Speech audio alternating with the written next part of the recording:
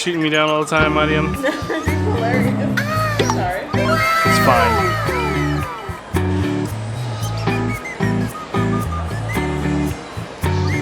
Mission failed. We'll get them next time. Are you recording us? I am.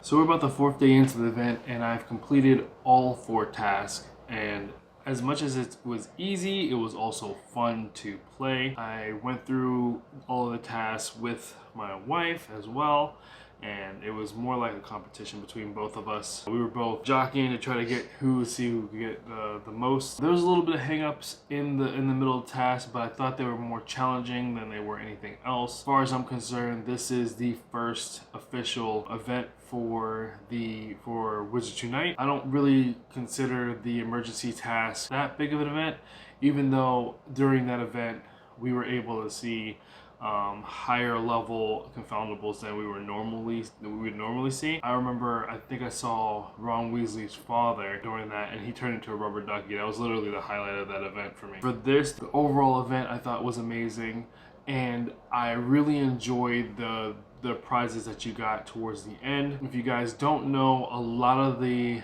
unlockables all the stickers that you unlock come to you just from natural progression through the task. So you have the salamander and the tree stump you get just by completing the 3rd and 4th task. You have the hippogriff and the unicorn. Both of those you'll find in the wild, and you'll be able to encounter them. It's only the hippogriff and the unicorn that you will encounter as confoundables floating in the wild. This part would be easy if you were in a city, and very hard if you're in a rural area. So depending on where you live impacts how easy it is for you to find the hippogriff, and especially the unicorn. So we find out through Hagrid that the hippogriff is actually Buckbeak, and that's Buckbeak that you're returning. And the rest of them, the spider you just have to, from catching the event confoundables, you'll end up leveling up, which gives you the special runes, and then you can use those special runes in the fortress in order to unlock the spider. Another one that I thought was kind of annoying, but is more like hindrance to my progression, is the... It's my dog. He's trying to figure out what I'm doing. Hey boy. Another hindrance to my progression was the Gnarlgarf. I can never say that name correctly. It's pretty much whatever the heck that is coming out of the tree stump, and you can only get those from the 7-kilometer eggs. So during the event or during the task, they ask you to open 2 port keys, and then you have to open up a total of 5 port keys. So a lot of those I use the 2-kilometer port keys in order to get through real fast, and then throughout picking up port keys, you'll eventually run into 7-kilometer ones that you have to run through. Fun fact, if you leave your phone open and just take advantage of your character naturally refinding the GPS location and running around, you'll get through the port keys a lot quicker than if you were to just straight walk. I found that the tracking of walking wasn't really that accurate, and all my steps weren't being counted, only because the adventure sync for wizardsunite hasn't been implemented yet, and I cannot wait for that to happen, because currently the issues that I'm having with the game, not only is some information not sticking around from my profile card, but there's a serious problem with tracking, GPS tracking with the game. I'm using the Samsung Note 10, 10 Plus, S10 Plus, and I'm finding that my character will just stop for a long time and then move suddenly after I've already passed a couple of blocks, which is it was really annoying to try to get through. All in all, I would say that the task, this event as a total, was really fun, really engaging, and super cool. I ended up also unlocking story progression while doing the event, and it was just another reason for me to get out and about. Energy, if you haven't put anything into your energy or used any of your galleons yet to expand your energy, I would suggest that you do so, because energy, being at 75 isn't enough to enjoy the game. It's being reported to me by a lot of my friends that they don't enjoy the game only because of the amount of times that they're on 0 as far as energy goes. This also varies depending on where you live. Here in the city, we have inns almost every other block. When you go into New York, here in Jersey City, it's not that compact, and you have to really walk before you find anything. So I'm finding that I'm at home, I'm running out of energy, and then when I'm working in Queens, there's like no stops anywhere near there. So I'm also running out of energy and having problems with energy. So I bumped up my capacity to over 200, and now I'm finding that I'm a little bit more comfortable with energy in the game. It's unfortunate that you have to throw money into storage, into energy storage, but I feel like if you have the money, you should definitely do it, because it changes the entire landscape of the game, and it becomes a different game. You're a lot more comfortable. You have a lot more fun with the game.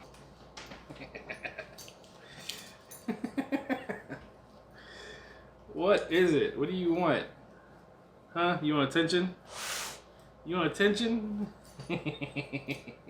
Along with the XP rewards and also the special shiny unlocks for your task events, you also get the elusive restricted books. I suggest looking online, depending on like what class you are, to figure out where to use those before you go dumping them willy-nilly, because you're only going to get 15, and you're only going to be able to get the restricted books during events. And during this event, you're only going to get 15. So if you are a professor, I started off as a professor, so I can only speak to the professors. I would dump everything you have into deterioration hex to improve the the spell that pretty much does damage to them when they attack, and does damage to them as well when you attack. So I think that's really, really useful. So if you can bump that up and also focus on grabbing as much power as possible, because power is going to determine how far you get and how comfortable you are in doing the fortress runs, which is really important, especially if you want to level quickly. Spamming the chambers and being able to one-hit KO things in like chamber 1 is super important. So definitely focus on getting this task out of all the other tasks.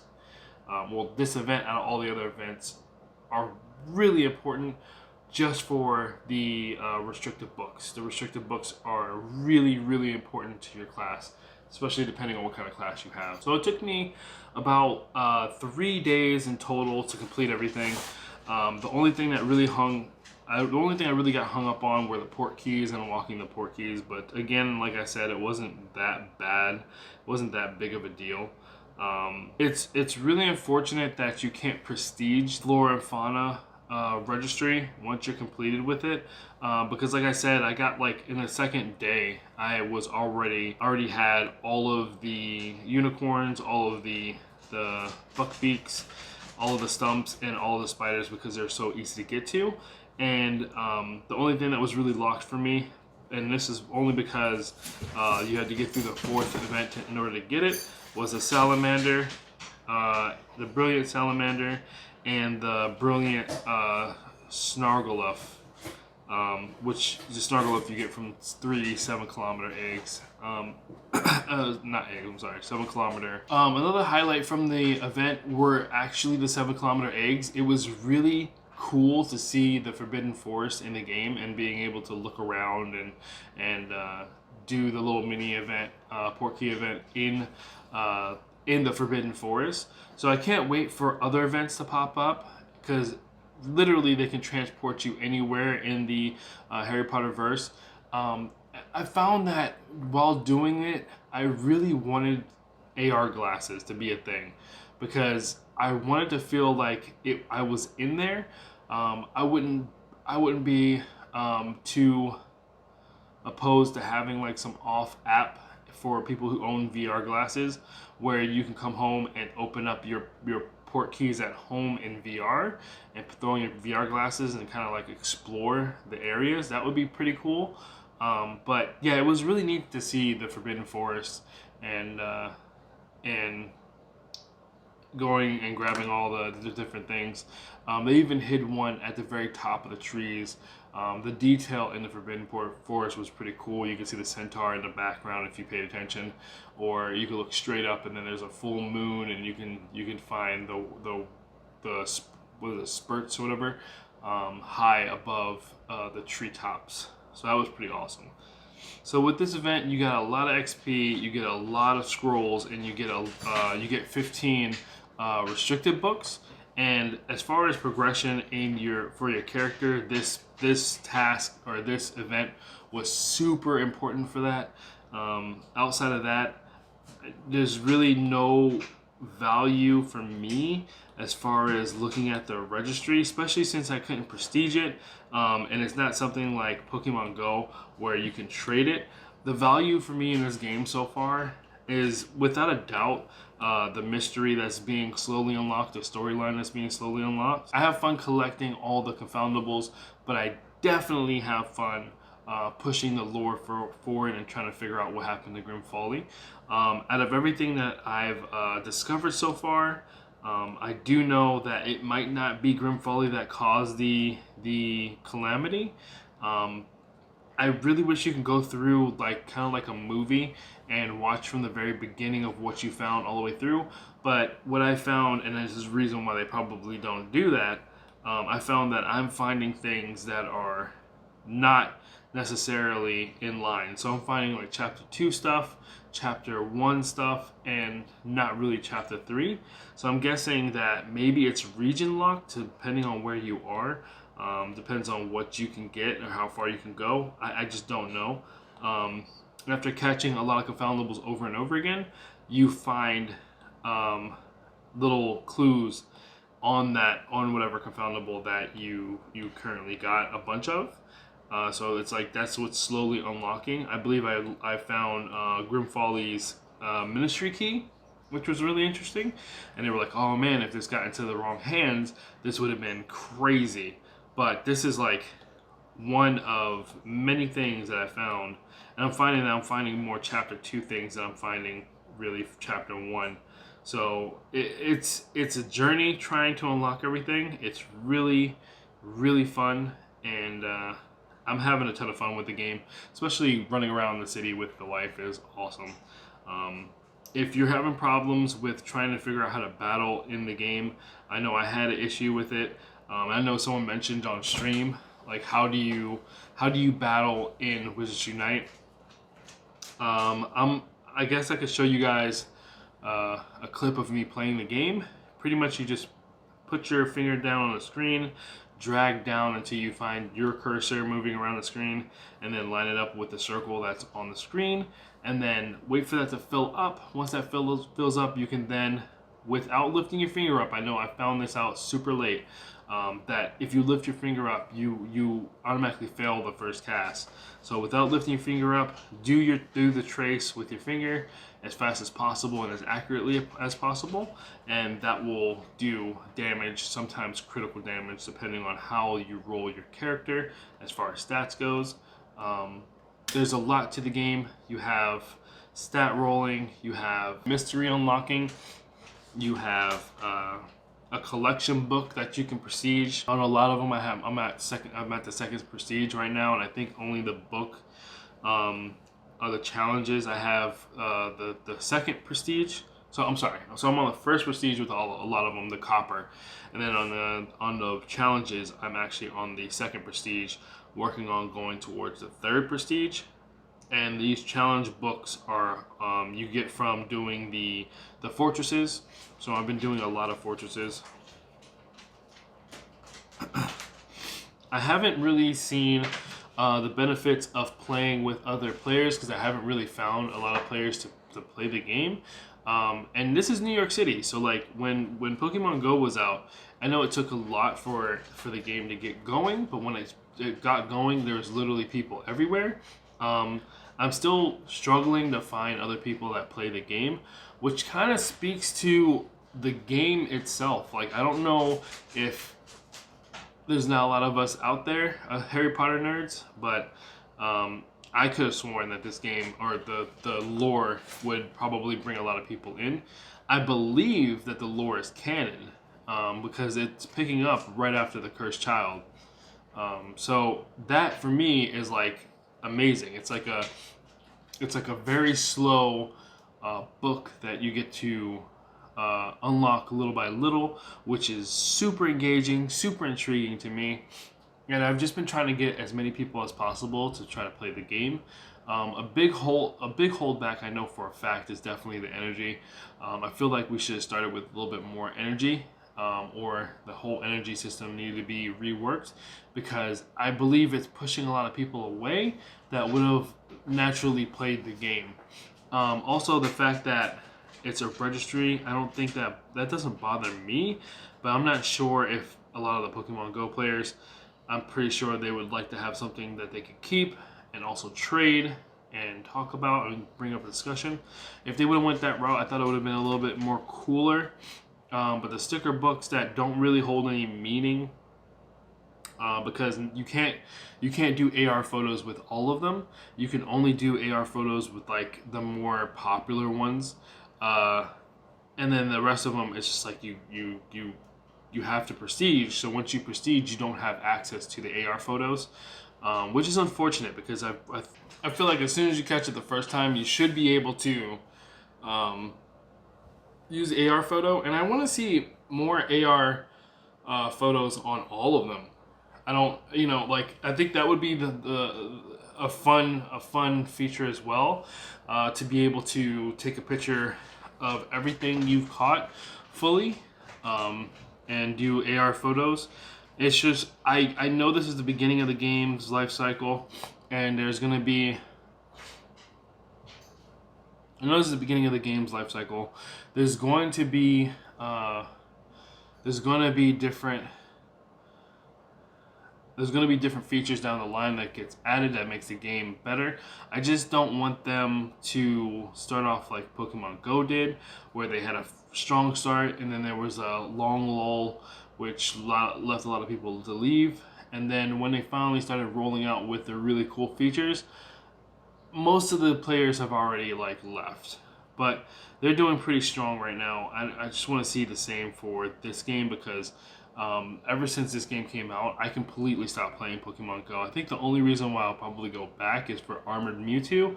When I heard that, I almost flipped it. But I'll go back for a minute to get Armored Mewtwo. But definitely my main game right now is Harry Potter Wizards Unite. Like I said, I'm a huge fan of the Potter series, of the lore, and anything that fleshes out the world or allows you to experience the world, I'm all down for. So it looks like in the future we're going to get different places to go with port keys. I love how they're handling the events. The events so far have been amazing.